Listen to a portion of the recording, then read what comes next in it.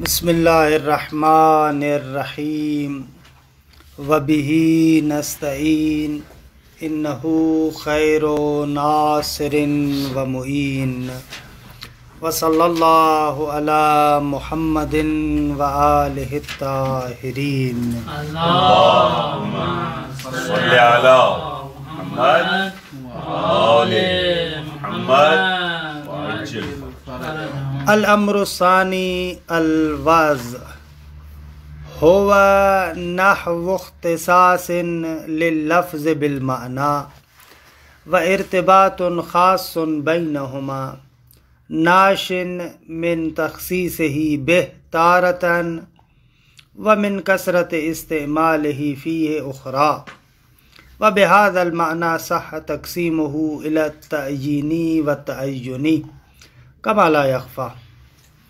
الحمدللہ ہماری گفتگو کفایت الاصول میں مقدمے کے بیان میں ہے اور مقدمے کے امر اول سے فارغ ہوئے. یہاں سے مروم آخون مقدمہ دوم کو آغاز کرتے ہیں. خوب مقدمہ دوم وضع کے بیان میں ہے کہ وضع کے بارے میں ابتداً وہی مشہور مطالب کو ذکر کرتے ہیں جو ہم لوگ موجز، اصول فقہ، حلقہ اولیٰ، ثانیہ وغیرہ میں پڑھ کر آئے ہیں کہ ان پر بہت زیادہ ہم لوگ رکیں گے بھی نہیں، جلدی میں جو آسان مطالب ہے ان کو گزاریں گے. سب سے پہلے مسئلہ مروم آخوند یہاں پر ذکر کرتے ہیں وضع کی تعریف کیا ہے. آخوند فرماتے ہیں وضع لفظ اور معنی کے مابین ایک طرح کا اختصاص ہے، یا دوسرے لفظوں میں لفظ اور معنی کے درمیان ایک قسم کا رابطہ ہے کہ آپ لفظ سنتے ہیں آپ کے ذہن میں معنی آ جاتی ہے.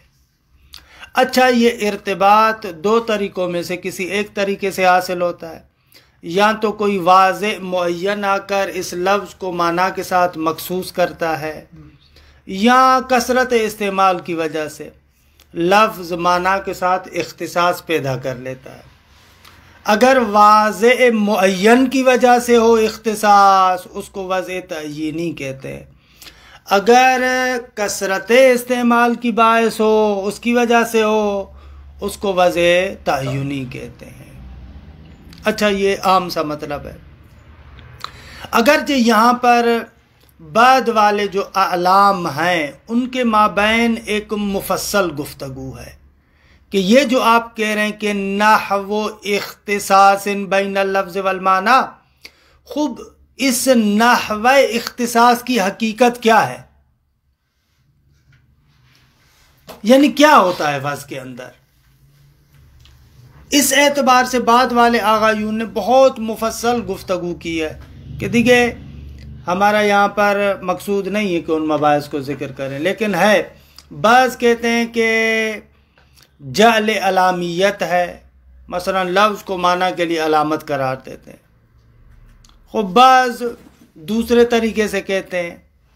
بعض کہتے ہیں کہ نہ، لفظ کو معنی کے لیے علامت قرار دینا نہیں ہے بلکہ ایک طرح کا تعہد ہے. تعہد ہے، ایک طرح کا وعدہ ہے، ذمہ دینا ہے کہ بھائی گویا کہ واضح جو کہتا ہے کہ مثلا آپ نے اپنے بیٹے کا نام جو منہال رکھا ہے، گویا کہ آپ نے یہ تعہد دیا ہے کہ جب بھی میں لفظ منہال کہوں گا میری مراد یہ بیٹا ہوگا. بعض اس طریقے سے کہتے ہیں. بعض کہتے ہیں کہ نہ جعل علامیت ہے اور نہ ہی تعہد ہے بلکہ کرن عقید ہے، جیسے شہید صدر وغیرہ. کہ بہرحال یہ بات کے مراحل کی گفتگو ہے کہ دیکھیے یہاں پر مربوط نہیں ہے. ثمرہ اس بحث کا اولاً تو ایک بحث لغوی ہے، لغت شناسی ہے. عملی ثمرہ ان تفسیروں میں سے کسی ایک تفسیر کا شاید نہ ہو، کسی بھی ایک کا نہ ہو یا فقط ایک؟ نہ، میں اس بحث کا کوئی عملی ثمرہ، فقہی ثمرہ لغت کے علاوہ کوئی نہ. ایک تحلیل لغت ہے، ایک تحلیلی بحث ہے. اما اس کا کہیں کہ یہ قول مانوں تو یہ نتیجہ ہوگا، وہ قول مانوں تو یہ نتیجہ ہوگا، نہ، ایسے نہیں ہے. خوب، اسی لیے ہم بھی جلدی میں گزر رہے ہیں. خوب دوسرا نقطہ وعظ کی مشہور تقسیم ہے کہ وعظ کو ایک لحاظ سے 4 قسموں میں تقسیم کرتے ہیں. دیکھیں اس تقسیم سے پہلے اس نقطے کو مد نظر رکھیں کہ بھلے دوسری تقسیم ہے کہ وعظ در حقیقت لفظ اور معنی کے اندر القا پیدا کرنا ہے نا، رابطہ پیدا کرنا ہے، ارتباط پیدا کرنا ہے. لہذا واضح کے لیے ضروری ہے کہ لفظ کو بھی تصور کرے، معنی کو بھی تصور کرے. جب دو چیزوں کے درمیان القا اور رابطہ پیدا کر رہا ہے، تعلق پیدا کر رہا ہے واضح، تو اسے چاہیے کہ لفظ اور معنی کو تصور کرے. خوب جب تک لفظ یا اور معنی کو تصور نہیں کیا جائے گا آپ یہ القا پیدا نہیں کر سکتے. یہ تو واضح سی بات ہے. پس جب بھی وعظ کی جائے گی تو وہاں پر لفظ کا تصور بھی ضروری ہے، معنی کا تصور بھی ضروری ہے. اچھا، کسی بھی چیز کا تصور آپ 2 طریقوں سے کرتے ہیں. ایک مرتبہ تفصیلی طریقے سے تصور کرتے ہیں. مثلا میں کہتا ہوں آغا اختر، ان کا میں نے تصور کیا، آغا بابر، آغا فیروز، مثلا ان کا تصور کیا. یہ تفصیلی تصور ہے. دوسری مرتبہ میں کسی چیز کا تصور اجمالی طریقے سے کرتا ہوں. مثلا میں کہتا ہوں کہ مدرسے امام کے تمام طالب علم کل فلاں وقت پر اس جگہ پر پہنچے. خب مدرسے امام کے طالب علم، اب اس مدرسے امام کے طالب علم کے تصور کے ذیل میں جتنے بھی شاگرد ہیں وہ سارے کے سارے مدرسے امام کے آ جاتے ہیں. میں ان تمام شاگردوں کو تصور کر رہا ہوں، لیکن البتہ ان کا اجمالی تصور ہے. درست ہے؟ ایسے بھی ہوتا ہے. پس معنی کا تصور آپ 2 طریقوں سے کرتے ہیں، یا تفصیلی طریقے سے کرتے ہیں یا اجمالی طریقے سے کرتے ہیں. خوب اگر یہ مقدمہ واضح ہو گیا، یہی تطبیق معنی کے اعتبار سے کیسے ہوگی؟ کیسے معنی مثال میں تطبیق کیسے معنی کے تو کہہ رہا ہوں، معنی کے لحاظ سے تو کہہ رہا ہوں. تو اس کا تفصیلی اور اجمالی تصور کیسے ہوگا؟ ایسے ہوا نا معنی کا. ایک مرتبہ میں ایک شاگرد کو اس عنوان سے تصور کر رہا ہوں کہ وہ شاگرد ہے مدرسے امام کا، اس عنوان کے تحت، بھلے اس عنوان کے تحت اس کے ذیل میں سارے شاگرد آ رہے ہیں، یہ اجمالی تصور ہے. دوسری مرتبہ خود اس شاگرد کو تصور کر رہا ہوں، یہ تفصیلی تصور ہے. اچھا، لفظ وعظ جو یہاں پر استعمال ہوا ہے 2 معنیوں میں استعمال ہوتا ہے.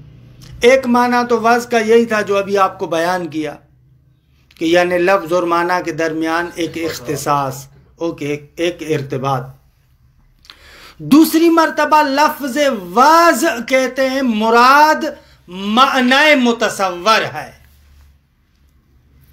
وعظ سے مراد معنی متصور، جس معنی کا آپ تصور کرتے ہیں نا، معنی متصور جس معنی کو آپ تصور کر رہے ہیں. یہ کیوں کہہ رہا ہوں؟ اس لیے کہ یہ جو ابھی تقسیم ذکر کرنے والا ہوں اس میں اس کی بہت زیادہ دخالت ہے. اچھا، یہ مقدمات روشن ہوئے. خلاصہ کلام مقدمات 3 ہوئے. پہلا کہ جب بھی آپ وعظ کریں گے لفظ اور معنی کو تصور کریں گے. 2، معنی کا تصور 2 طریقوں سے ہوتا ہے، اجمالی یا تفصیلی. 3، وعظ 2 معنیوں میں استعمال ہوا ہے. ایک مرتبہ وعظ کہتے ہیں عام طور پر، اور مراد یہی ہوتی ہے اختصاص سے لفظ اور معنی، ارتباط جو لفظ اور معنی کے درمیان ہے. دوسری مرتبہ کہتے ہیں وعظ یعنی معنی متصور، جس معنی کو آپ نے تصور کیا ہے. یہ 3 مقدمات. اب آتے ہیں تقسیم کی طرف. تقسیم آسان ہے. جب آپ وعظ کرتے ہیں کسی لفظ کو کسی معنی کے لیے، دوسری معنی جو ہے معنی متصور، اس میں بھی لفظ کا تصور تو ہے نا. کیسے؟ مطلب بدون ارتباط اصلا اس لفظ کے سننے سے وہ میں صرف آپ کا ماشاءاللہ شکل مبارک اپنے ذہن میں دیکھ رہا ہوں، یا مفہوم معنی شاگرد کو مد نظر رکھ رہا ہوں. لفظ تو یہ ہے نا جو آواز نکل رہی ہے، اس اعتبار سے. خوب، پھر ترتیب ہماری خراب ہو گئی. درست؟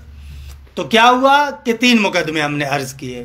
درست ہے. اصل بات کو بیان کر لوں پھر آپ سوالات وغیرہ کریں، کیونکہ وہ ترتیب ادھر سے ادھر ہو جاتی ہے.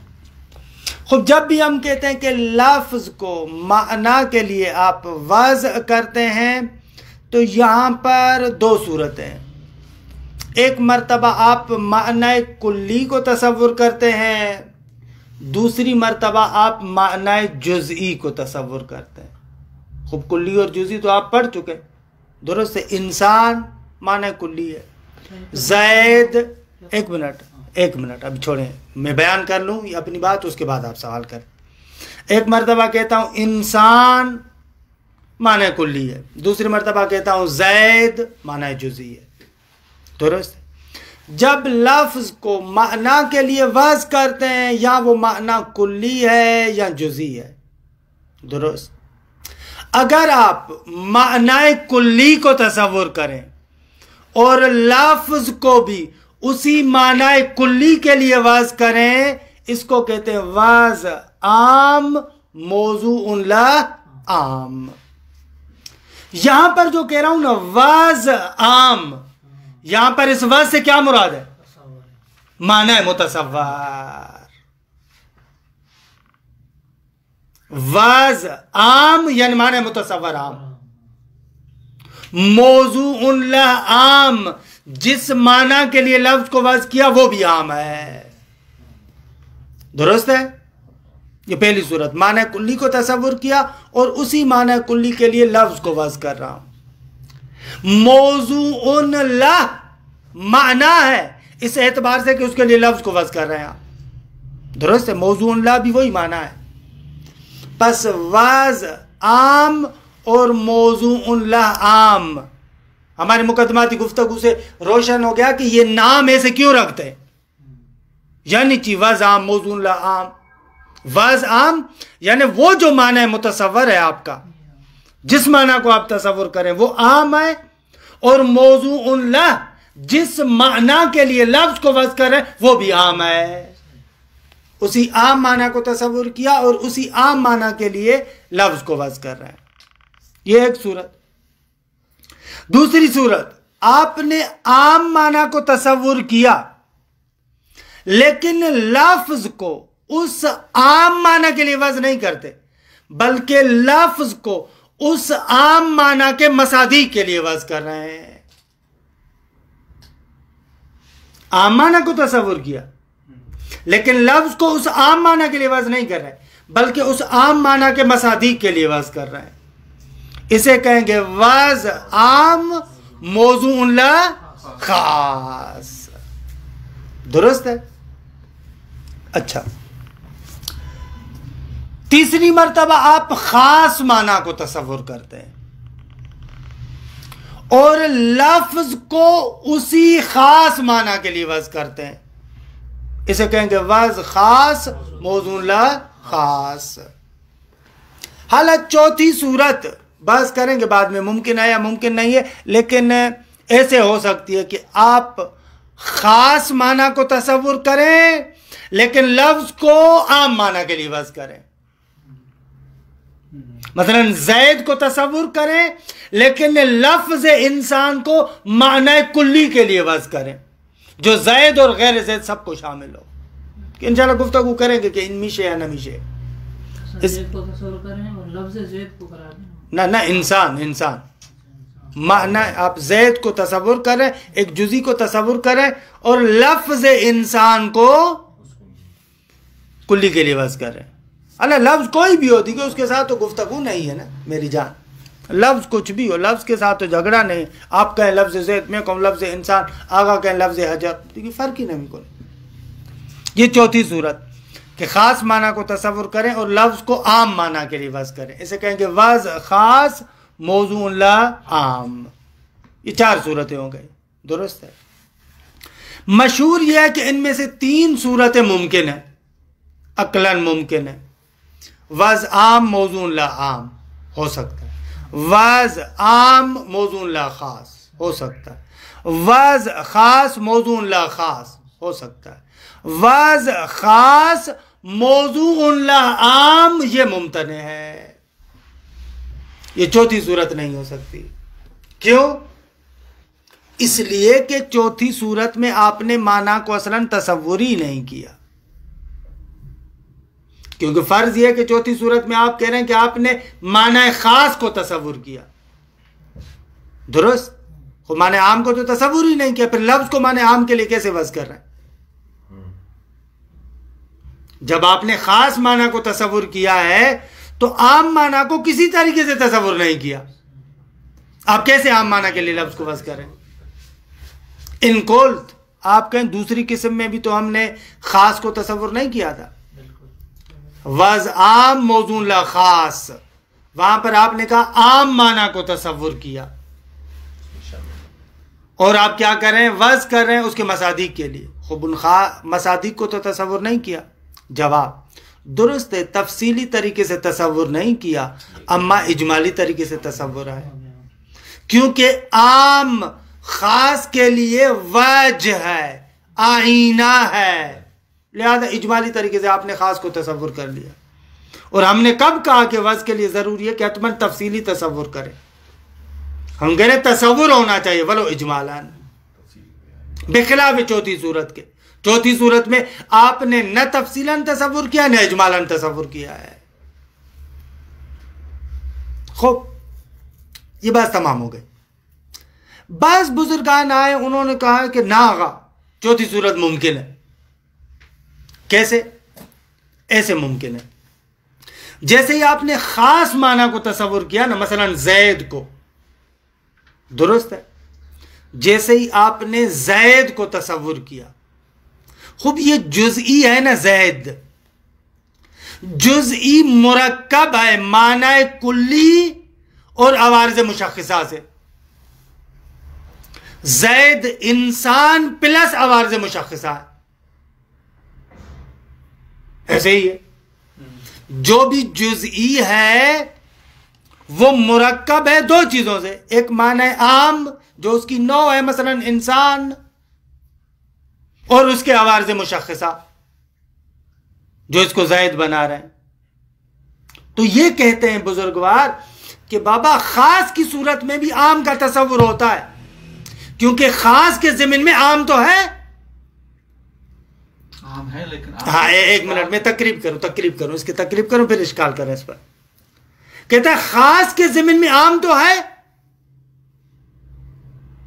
درست ہے، کیونکہ جیسے ہی زید کو آپ نے تصور کیا اس کے ضمن میں انسانیت تو ہے، بس خاص کے ضمن میں آپ نے عام کو تصور کیا۔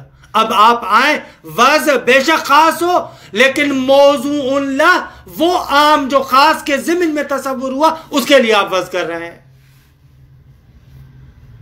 کیسے ممکن نہیں ہے؟ کوئی اور مثال ہے؟ کیا اور مثال؟ کوئی بھی جزئی لے کر آئیں، کوئی بھی جزئی لے کر آئیں، پھر وہ کوئی بھی خاص لے کر آئیں۔ کل اس عام کو تو تصور نہیں کر رہے ہیں، عام کے ایک فرد کو تصور کر رہے ہیں آپ۔ حسن، تم تفصیلی طریقے سے عام کا فرد ہے، لیکن اسی فرد کے ضمن میں عام ہے یا نہیں ہے؟ ضمن میں ہے لیکن ضمن تو پھر اگر آ گئے ضمن میں بھی آ گیا، بے وجہ تصور آ جائے کافی ہے، بے وجہ تصور آ جائے کافی ہے۔ وہی قرار دیں گے نا، یعنی ہاں اتنا صحیح موضوع قرار دیں گے نا، عمومیت نہ، ہمارے لیے یہ تھا کہ تصور جب بھی آپ وضع کرتے ہیں تو آپ کو معنی کا تصور کرنا چاہیے۔ بھائی وضع عام موضوع لا خاص میں کیسے ہے؟ جب آپ ایک عنوان عام کو تصور کرتے ہیں انسان کو، وہاں پر تمام جزئیات کیا اپنے جو کہ تمام خصوصیات کے ساتھ موجود ہے نا، تمام خصوصیات کے ساتھ تو نہیں ہے، بے وجہ موجود ہے نا، بے عنوان موجود ہے نا، بے عنوان موجود ہے، ایسے یہاں پر بھی موجود ہے۔ خوب آخوند کہتے ہیں کہ ناغا، یہ بات درست نہیں ہے۔ البتہ آخوند نے اس کی توجیہ کو اتنا مضبوط کر کے بیان نہیں کیا جتنا میں نے یہاں پر ذکر کیا، میں نے تھوڑی سی اس کو وجاہت دی ہے، میں نے اس کو تھوڑی سی وجاہت دی، آخوند نے ہلکا سا اس کو بیان کیا، آخوند نے صرف ایسے بیان کیا کہ محقق رشتی کہتے ہیں کہ کبھی کبھار کیا ہوتا ہے، خاص کو آپ تصور کرتے ہیں، خاص کی وجہ سے عام کا تصور بھی آ جاتا ہے۔ آخوند اس کی بات کو ایسے بیان کرتے ہیں، عام کو پورا تو تصور نہیں کرتے، ایسے تو آپ خاص کو بھی پورا تصور نہیں کرتے۔ عام کے ضمن میں جو آپ خاص کو تصور کرتے ہیں پورا تھوڑی تصور آتا ہے، لیکن ناظر تو اسی فرد کی طرف ہوتے ہیں۔ نہ، میں صرف کلی انسان میں الانسان نوع کہوں ناظر خاص کی طرف، کہاں خاص کی طرف ناظر نو کی نسبت یعنی نو نہ کلن میں نہ مفہوم عام کی طرف ناظر ہوں اتفاقاً مفہوم عام کی طرف ناظر ہوں. علی ایالن آخوند اس کی بات کو ایسے بیان کرتے ہیں. پہلے آخوند کی بات کو بیان کر دیتے ہیں. آخوند کہتے ہیں کہ بابا یہ بعض بزرگان کہتے ہیں کہ کبھی کبھار خاص کا تصور کرتے اس کے سبب سے عام کا تصور بھی آ جاتا ہے. تو آخوند کہتے ہیں کہ بابا فرق ہے دو چیزوں میں، خلط نہ کرو. ایک مرتبہ یہ کہ ایک ہی شے کے اندر اسی کا تصور آئے ولو اجمالاً، دوسری مرتبہ اس کے سبب سے آپ اس کو تصور کریں. دقت کریں. آخوند کہہ رہا ہے کہ یہ کہہ رہے ہیں کہ بابا خاص کی وجہ سے عام کا تصور بھی آ گیا، پس عام کے معنی کو تصور کیا، نہ کہ اسی خاص کے ضمن میں، نہ خاص سبب بنا کہ تم جداگانہ عام کا تصور کر رہے ہو. خب یہ تو وہی وضع عام موضوع عام ہو جائے گا. نقطہ روشن ہوا آخوند کا. خوب، لیکن میں نے جو تصویر دی میں نے ایسے تصویر نہیں دی، میں نے چینج کیا اس کی بات کو. آخوند والی بات، یہ آخوند نے جو اس کی بات کو نقل کیا ایسے نقل کیا کہ وہ کہتا ہے کہ خاص کی وجہ سے عام کا تصور بھی آ جاتا ہے. خوب اس پر اشکال کرنا آسان ہے، آخوند صحیح اشکال کر رہا ہے اس پر. ضمناً کی تعبیر جو آپ نے لائی وہ اس سے فرق ہے. پہلے میں اس کی بات کر رہا ہوں. خوب اس کی وجہ سے آخوند کا اشکال روشن ہو گیا کہ بابا تم کہہ رہے ہو بسبب خاص عام کا تصور ہوگا. چشم ٹھیک ہے قبول، لیکن ان جداگانہ نہ شد، یہ چوتھی صورت نہیں ہوئی، یہ وہی بس عام موضوع عام ہو گیا. آخوند ایسے کہہ رہے ہیں ان کو.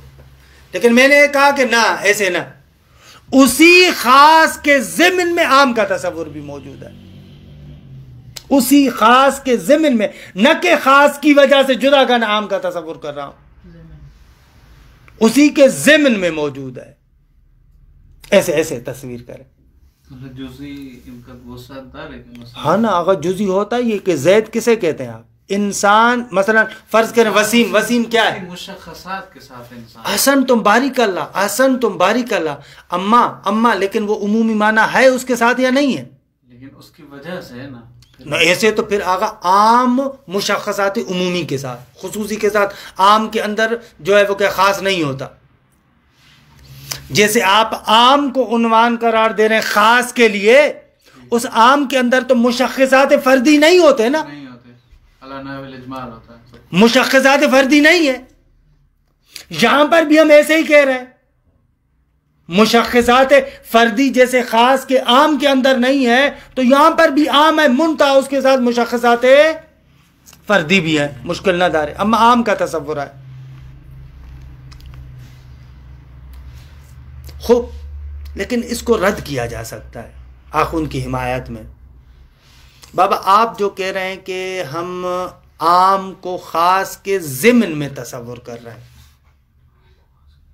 عام کو خاص کے ضمن میں تصور کر رہے ہیں، تو آپ کی نظر فقط، مگر یہ کہ آپ یہی کہنا چاہ رہے ہوں کہ اس صورت میں درست ہے آپ کی بات، اس صورت میں آپ کی نظر فقط عام پر ہے یا خصوصیات پر بھی ہے؟ خصوصیات پر. اگر آپ کہیں ہماری نظر فقط عام پر ہے خصوصیات پر نہیں ہے، تو پھر تو اصلاً معنی متصور آپ کا عام ہی ہے، خاص نہیں ہے. اصلاً دوسری قسم بن گئی. وضام ہو گئے. پھر تو اصلاً جو ہے وہ کہ آپ نے خاص کو تصور ہی نہیں کیا. آپ کہہ رہے ہیں کہ آپ خاص کی طرف ناظر نہیں ہے، فقط عام کی طرف ناظر ہے. خوب، اگر کہیں کہ نہ، عام کو ان خصوصیات کے ساتھ تصور کیا، بس عام کو تصور نہیں کیا، خاص کو تصور کیا آپ نے، بھلے اس صورت میں اس کا جواب ہو جائے گا درست ہے.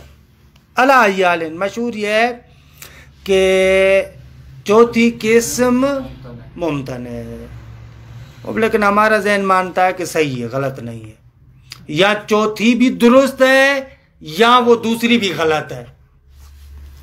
اگر درست ہیں تو دونوں درست ہیں، اگر غلط ہیں تو دونوں غلط ہیں. ایسے حق کے مطلب یہ ہے انصافاً. الامر الثانی الوضع هو نحو اختصاص لللفظ بالمعنی. کہتے ہیں وضع کیا ہے؟ وہ ایک طرح کا اختصاص ہے لفظ کا معنی کے ساتھ.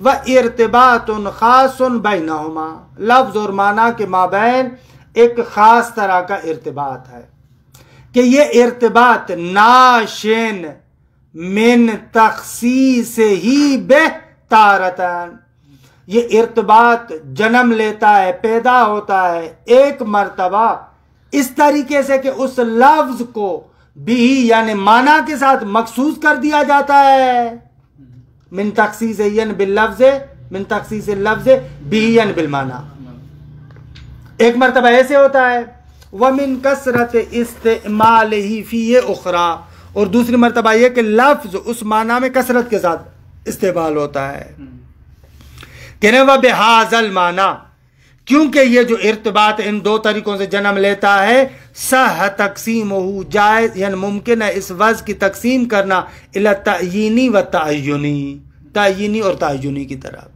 کہ پہلی صورت تخصیص ہی بھی تعیینی ہے، کثرت استعمال ہی فی تعینی ہے، کما لا یخفی، جیسا کہ یہ بات بالکل روشن ہے۔ خوب، ثم ان الملحوظ حال الواز، فرماتے ہیں کہ وہ چیز کہ جس کو آپ لحاظ کرتے ہیں وضع کے وقت، یعنی معنی، ملحوظ کے اوپر بے شک معنی لکھ لیں، وہ معنی کہ وضع کے وقت جب آپ اس کا لحاظ کرتے ہیں، درست ہے، اما ان یکون معنی عاما، یا تو وہ معنی عام ہے، فیوضع اللفظ لہ، کہ لفظ کو وضع کیا جاتا ہے لہو یعنی اس معنی عام کے لیے، تارتن ایک مرتبہ، وَلِ افراد ہی کی ضمیر معنی عام کی طرف، یا آپ کیا کرتے ہیں لفظ کو وضع کرتے ہیں اس معنی عام کے افراد و مصادیق ہی اور اس کے مصادیق کے لیے، درست ہے، افراد اور مصادیق عطف تفسیری ہے یہاں پر، یعنی فیوضع اللفظ لہو تارتن وَلِأَفْرَادِهِ وَمَصَادِقِهِ اخرى، یا دوسری مرتبہ آپ کیا کرتے ہیں اس معنی عام کے افراد اور مصادیق کے لیے اس لفظ کو وضع کرتے ہیں۔ عبارت روشن ہے نا میرے خیال میں؟ یہ پہلی صورت ہو گئی، معنی عام کو تصور کیا، دو صورتیں بنی، یا اسی معنی عام کے لیے لفظ کو وضع کیا یا اس کے افراد کے لیے وضع کیا، دو، وَإِمَّا أَن يَكُونَ مَعْنًا خَاصًا، یعنی وہ جو ملحوظ ہے جس کو آپ لحاظ کر رہے ہیں وہ معنی خاص ہے، یکونوں کا جو ہے وہ کیا ہے اسم، وہی ملحوظ، ملحوظ یعنی وہی معنی، درست ہے،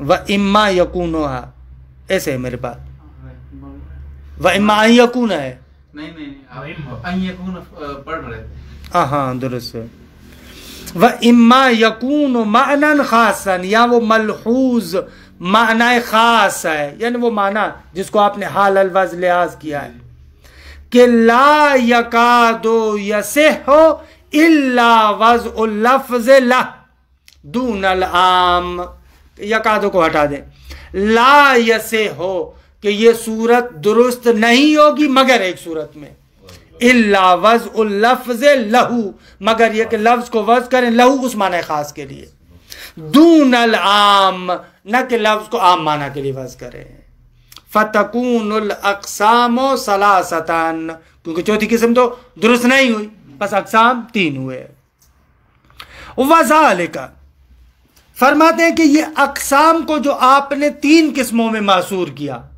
کہ تین قسمیں ہیں، کیوں؟ فرماتے ہیں وذالک، یعنی یہ اقسام وضع کو تین قسموں میں تقسیم کرنا، حصر کرنا، تقسیم کرنا، تین قسموں میں منحصر کرنا، یہ کیوں ہے؟ لأن العام یصلح لأن یکون آلتاً للحاظ افرادہ و مصادیقہ بما ہوا کذالک، اس لیے کہ عام صلاحیت رکھتا ہے کس بات کے لیے؟ اس بات کے لیے کہ لأن یکون آلتاً، کہ وہ عام آلہ بنے، ابزار بنے، کس چیز کا ابزار بنے؟ للحاظ افرادہ، عام کے افراد کے لیے، و مصادیق ہی، عام کے مصادیق کے لیے، یہ آلہ یعنی آئینہ بن سکتا ہے، بما ہوا، اس اعتبار سے کہ یہ عام کذالک عام ہے، عام ہونے کے اعتبار سے افراد اور مصادیق کے لیے آلہ بن سکتا ہے، مرآت بن سکتا ہے. کیوں بھائی؟ کیوں؟ لأن العام یصلح لأن یکون آلتاً. کیوں عام افراد اور مصادی کے لیے آلہ اور مرآت کیوں بنتا ہے؟ فرماتے ہیں اس لیے کہ فَإِنَّهُ یہ عام من وجوہہا، ہاں یعنی افراد کے وجوہ میں سے ایک وجہ ہے، ایک عنوان ہے. وجہ یعنی وہی عنوان. عام افراد کے عناوین میں سے ایک عنوان ہے. اور وَمَعْرِفَةُ وَجْهِ الشَّيْءِ مَعْرِفَتُهُ بِوَجْهٍ. واہ واہ، یہ آخون کی بہت پیاری عبارت کہ وجہ یہاں پر دو معنوں میں استعمال ہوا ہے. وَمَعْرِفَةُ وَجْهِ الشَّيْء، ایک شے کے وجہ یعنی عنوان اور چہرے کی معرفت، معرفتہ اس شے کی معرفت ہے، بے وجہ یعنی ایک طریقے سے. درست ہے. بخلاف الخاص، برخلاف خاص کے. فَإِنَّهُ یعنی یہ خاص، بما ہوا خاص، اس اعتبار سے کہ خاص ہے، لا یکون وجہا للعام. خاص بما ہوا خاص عام کے لیے وجہ اور عنوان نہیں بن سکتا. مطلب کیا ہوتا ہے اس کا؟ کس کا مطلب آگا؟ عام خاص. یہ تو عرض کر رہا تھا نا خارج میں بیان جو کیا کہ یعنی آپ عام کو تصور کرتے ہیں تو ضمناً خاص کو بھی تصور کرتے ہیں. جیسے میں نے مثال دی مدرسے امام کے شاگرد، خوب ضمناً آپ جتنے بھی مدرسے امام کے شاگرد ہیں ان کو بھی تصور کر رہے ہیں.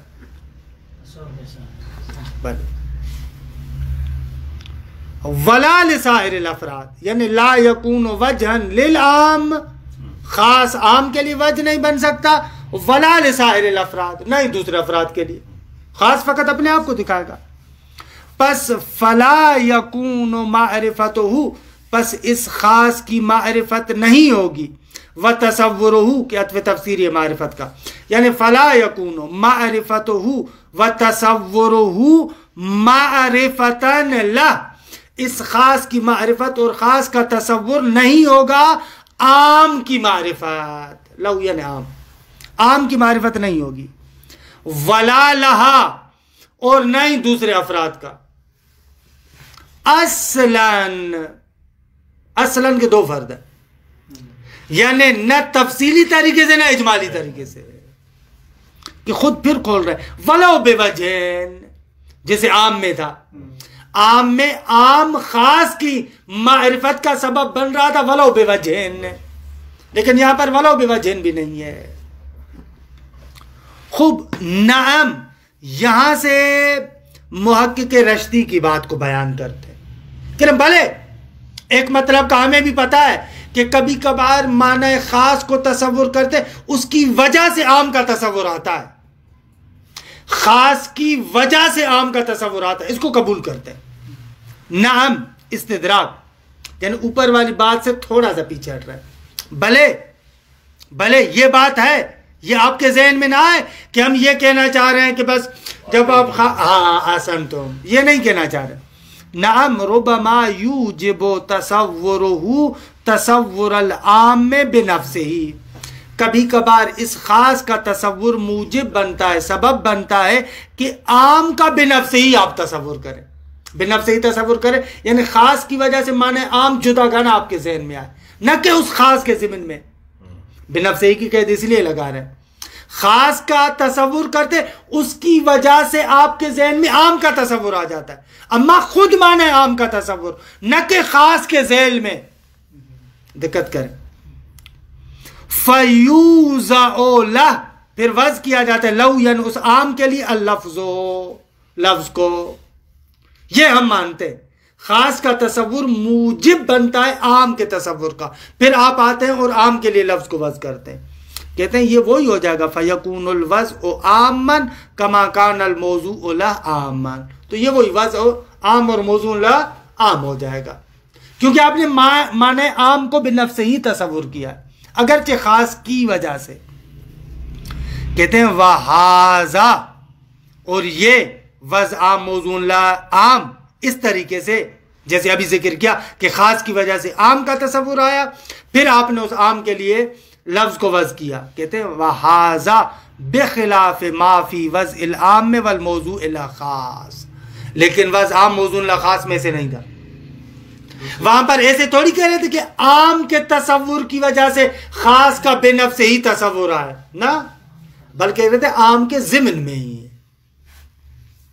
فَإِنَّ الْمَوْضُوعَ لَهُ کہ وہی الافراد، اس میں وضع عام اور موضوع لا خاص میں جو موضوع لا ہے وہ افراد، یعنی فَإِنَّ الْمَوْضُوعَ لَهُ یعنی وہی جو افراد ہیں، لا يَكُونُ مُتَصَوَّرًا ان کا تصور نہیں ہوتا، الا بوجہہ وعنوانہ مگر اس موضوع لا کے وجہ کے ذریعے سے، مگر اس موضوع لا کے عنوان کے ذریعے سے. وہاں پر ان کا تصور ایسے ہوتا ہے کہ وہ وجہ اور عنوان کیا ہے، وَهُوَ الْعَامُ وہ عام ہے. وَفَرْقٌ وَاضِحٌ آغا بہت بڑا فرق ہے بین تصور الشیء بوجہہ وتصورہ بنفسہ، ایک شے کو ایک وجہ کے ذریعے سے تصور کرے یا اس کو بذات خود تصور کرے، دونوں میں فرق ہے. وَلَوْ كَانَ بِتَصَوُّرِ أَمْرٍ آخَرَ اگرچہ وہ تصور بنفس ہی کسی اور تصور کی وجہ سے ہی کیوں نہ ہو. جیسے کہ ہماری مثال میں تھا کہ عام کا تصور خاص کی وجہ سے ہے، اما تصور بنفس ہی ہے. روشن ہوا گا؟ خوب اس کو بیان کر کے کہتے ہیں وَلَعَلَّ خفاء ذلك على بعض الاعلام شاید اس مطلب کا مخفی ہونا، یہ جو مطلب ابھی ہم بیان کریں، شاید اس چیز کا مخفی ہونا یا یہ مخفی تھی علی بعض الاعلام، بعض اعلام کے محقق رشتی ہیں، درست ہے، محقق رشتی پر یہ چیز واضح نہیں ہو سکی تھی، اس کی وجہ سے وہ کہہ رہا تھا چوتھی قسم بھی ممکن ہے. وَلَعَلَّ خِفَاءَ ذَلِكَ عَلَى بَعْضِ الْأَعْلَامِ وَعَدَمَ تَمَيُّزِهِ بَيْنَهُمَا كَانَ مُوجِبًا لِتَوَهُّمِ إِمْكَانِ ثبوتِ قسم رابع. شاید اس چیز کا مخفی ہونا بعض اعلام پر اور یہ کہ بعض اعلام جدائی نہیں ڈال سکے ان دو چیزوں کے درمیان، تصور شے بنفس ہی ولو بسبب تصور آخر اور تصور شے بوجہ ہی، ان دونوں کے اندر تمیز نہ ہونے کی وجہ سے وَلَعَلَّ خِفَاءَ ذَلِكَ اس کا مخفی ہونا کان موجباً سبب بنا لتوہم امکان ثبوت قسم رابع کہ توہم کیا جائے کہ چوتھی قسم ممکن ہے. وہ کیا ہے؟ وَهُوَ أَن يَكُونَ الْوَضْعُ خَاصًا مَعَ كَوْنِ الْمَوْضُوعِ لَهُ عَامًا. یہ چوتھی قسم ہے. مَعَ أَنَّهُ جبکہ یہ فرق، انہو یعنی فرق، جبکہ یہ فرق واضح لمن کان لہو ادنا تعملین، جو تھوڑا بھی سوچ بچار رکھنے والا ہوگا، تفکر رکھنے والا ہوگا، اس کے لیے ان دونوں میں فرق واضح ہے. تصور شے بوجہ ہی و تصور شے بنفس ہی ولو مثلا جو ہے وہ کیا ہے بے سبب تصور امر آخر. خوب فرماتے ہیں تمام شو درست امکان کے بارے میں گفتگو تمام ہوئی. لیکن حضرت امام بھی ایسے ہی کہتے ہیں، یہ جیسے محقق رشتی ہے، حالانکہ ان کا بیان تھوڑا سا ہلکا سا ہے، لیکن حضرت امام کا بھی بیان یہی ہے کہ نہ، اگر ممکن ہے تو دونوں ممکن ہے، اگر ممتن ہے تو دونوں ممتن ہے. کیونکہ آغا دیکھیں نا، اصل میں نقطہ یہ ہے کہ جس سے مروم آخوند غفلت کر رہے ہیں، نقطہ یہ ہے کہ جب بھی کوئی مفہوم ہے نا، درست ہے، مفہوم بما ہوا مفہوم اگر آپ دیکھیں وہ فقط خود اپنے معنی سے حکایت کرتا ہے. مفہوم بما ہوا مفہوم دیکھیں نا، وہ فقط معنی کو دکھاتا ہے، درست ہے. آپ یہ نہیں کہہ سکتے کہ یہ مفہوم عام خارج میں ان تمام افراد کے ساتھ متحد ہے. ٹھیک ہے، انہوں قبول نہیں کنی. خارج میں انسان اپنے ان تمام افراد کے ساتھ متحد ہے، انہوں قبول نہیں کنی. اما بحث یہ نہیں ہے، بحث یہ ہے کہ وہ جو عنوان ہے مفہوم عام ہے، اس کے اندر خاص کا تصور آتا ہے یا نہیں آتا؟ خاص کا تصور کہاں آتا ہے؟ وہاں پر اسی معنی عام کو آپ دیکھتے ہیں. اگر خاص کا تصور ہو یعنی ان کو بخصوصیات ہی وہاں پر ملاحظہ کریں. اما نمیشہ کہ وہاں پر آپ اس کو بخصوصیات ہی ملاحظہ کریں، پھر عام نہیں رہے گا مفہوم. مقام وزن تو ممکن ہے نا کہ خصوصیات مقام وزن کیسے خصوصیات کو تصور نہیں کرتے نا آپ. فرض یہ کہ آپ نے فقط معنی عام کو تصور کیا، فرض یہ ہے کہ فقط آپ نے معنی عام کو تصور کیا. کیسے آپ کہہ رہے ہیں، کیسے آپ کہہ رہے ہیں ضمناً کجا ضمناً؟ فقط آپ نے انسان کو دیکھا نا، ضمناً زید عمر بکر از کجا آمد، وہ تو خارجاً ان کے ساتھ متحد ہے. اما ان حرف دیگریز وہ تو علیحدہ بات ہے. آپ کہیں کہ نہ علم مناسبت ما یہی صرف کفایت کرتی ہے، تو خوب یہ مناسبت ما تو خاص میں بھی ہے، اس کے ضمن میں بھی معنی عام تو موجود ہے وہاں پر بھی. اگر مناسبت ما کو دیکھتے ہو دونوں جگہوں پر ہے. اگر اسے اور زیادہ چاہتے ہو تو وہ عام میں بھی نہیں ہے. دو قسم ہو جائیں گے، ہاں، یا چار یا دو. خوب یہ مقام وہ تھا کہ بس ختم ہو گئی. اب کل سے انشاءاللہ کہ پتہ نہیں وقت تھا یا نہیں، ختم ہو گئے ظاہر ہے. ٹھیک ہے، کل سے ہم بحث کریں گے کہ ان 3 صورتوں میں سے واقع کون سی صورتیں ہیں. آغا وضع خاص اور موضوع لا خاص، لا شک ولا ریب کے واقع ہے. آپ کا بیٹا پیدا ہوتا ہے، آپ اپنے بیٹے کے لیے نام رکھتے ہیں، وضع خاص موضوع لا خاص ہے. آغا وضع عام موضوع لا عام مما لا شک فی، اسماء اجناس اسی طریقے سے معنی عام کو تصور کرتے ہیں اور اس جنس کے لیے ایک لفظ کو وضع کرتے ہیں.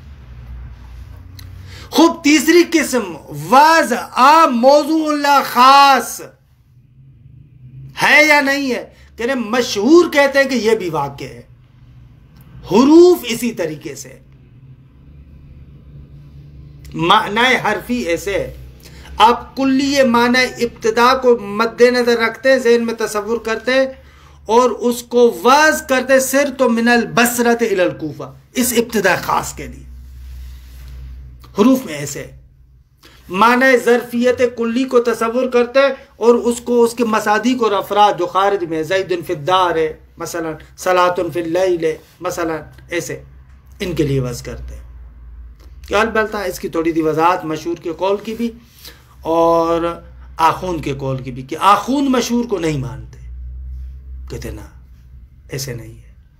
انشاءاللہ خوبصورت گفتگو ہے. وصلی اللہ علی محمد و اہل بیتہ الطیبین الطاہرین. اللهم صل على محمد وآل محمد وعجل فرج